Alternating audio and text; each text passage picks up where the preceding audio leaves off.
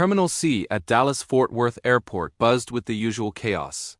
Boarding calls echoing. Families rushing, travelers scrolling through phones. Amid it all, an elderly man named Robert Chen sat quietly near Gate 42, his worn duffel bag by his feet. At 73, he'd mastered the art of being invisible. His faded jacket and calm posture made him blend into the crowd, just another old man waiting for a flight. But beneath that weathered surface were memories and scars that spoke of battles most people could never imagine. He was on his way to San Diego to visit his daughter, or so he told himself. Truthfully, Robert never got used to sitting still.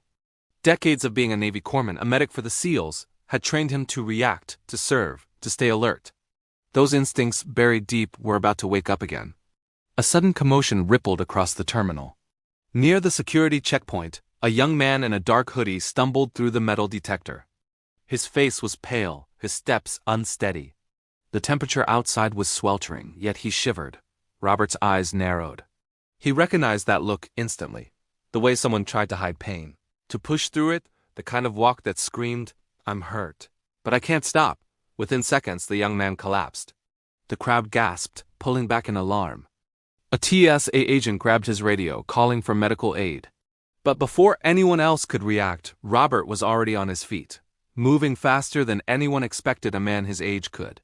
He dropped to his knees beside the fallen traveler. Blood soaked through the man's hoodie, pooling beneath him. "Gunshot wound," Robert muttered under his breath. "Right side, through and through." His hands moved with mechanical precision, pressing his jacket firmly against the wound. The TSA agent shouted for him to step back, but Robert didn't even look up. "He doesn't have 10 minutes, he said calmly. The paramedics were delayed. Robert knew what that meant. If he didn't act now, the kid would bleed out before help arrived. He looked around. "I need a belt, a shoelace, something to make a tourniquet," he called out. Within seconds, people rushed to help. A belt, a bottle of water, a scarf. The crowd that once stared in shock now moved with purpose, following the steady voice of an old soldier who knew exactly what to do. Robert worked swiftly, tightening the belt above the wound, elevating the man's legs on duffel bags to keep blood flowing to his vital organs. "Stay with me, son," he murmured, keeping the young man conscious. His breathing was shallow, but he was still alive. The kid's lips trembled as he whispered his name. Petty Officer Jason Mitchell, Navy SEAL. He'd just come back from Yemen. His team had taken fire during extraction. He'd been hit but managed to make it home, barely. He was trying to reach the Naval Medical Center in San Diego for treatment. Robert's hands didn't stop moving, but his eyes softened. "You're going to be all right, sailor," he said quietly. "You made it this far. You're not going out in an airport terminal." The minutes crawled by. The paramedics arrived at last, finding the bleeding mostly controlled, the pulse faint but steady. One of them looked at Robert and immediately recognized the handiwork. "You a medic?" he asked. Robert gave a small nod. "Once," he said. "Long time ago." The paramedics took over, and as they lifted Jason onto the stretcher, the young SEAL reached out, gripping Robert's hand weakly. "Why did you help me?" he whispered. Robert smiled faintly. "Because that's what corpsmen do," he said. "We take care of our sailors. Always have. Always will." Applause broke out across the terminal.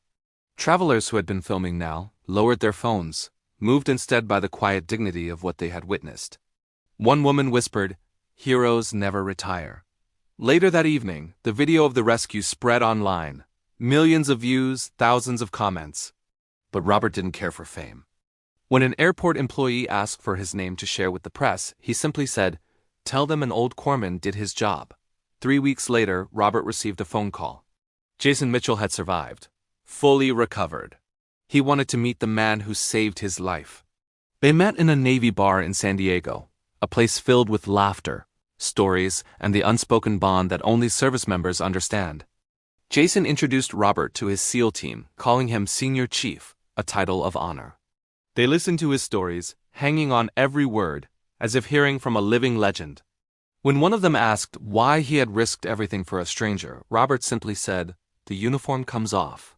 The mission ends. But the oath, that stays. You never stop being what you were trained to be. You just wait for the moment it matters again." That night, as they raised their glasses, Robert Chen smiled, knowing that even after decades, the heart of a hero never fades.